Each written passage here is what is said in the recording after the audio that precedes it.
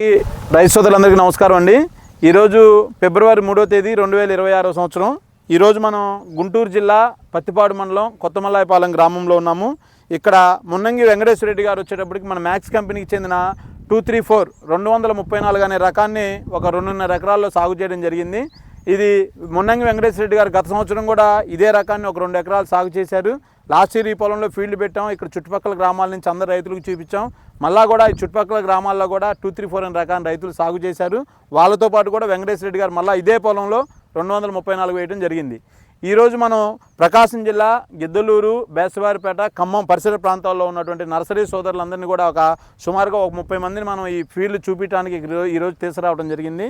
మీరు ఈరోజు చూసుకున్నట్లయితే అధిక వర్షాలు ఉన్నా సరే, నల్లి సమస్య ఎక్కువ ఉన్నా సరే, నల్లతామర పురుగును కూడా ఈ 234 అనే రకం సమర్థవంతంగా తట్టుకొని ఎక్కడా కూడా మీరు పొలం ఈ 2.5 ఎకరాలు చూసినట్టయితే అసలు వైరస్ చెట్లు అనేది లేకుండా చాలా ఆరోగ్యంగా ఉంది ఈ 234 అనే రకం.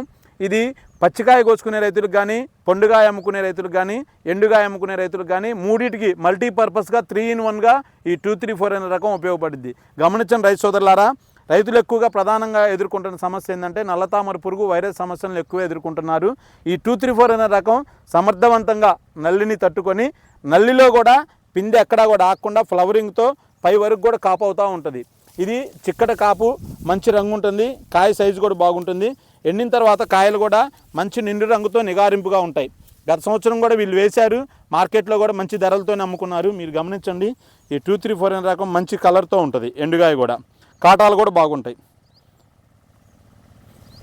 చూసి ప్రతి రైతులు కూడా ఈ 234 అనే రకాన్ని సాగు చేసుకొని అధిక దిగుబడులు సాధించవలసిందిగా కోరుతున్నాం. ఓకేనా?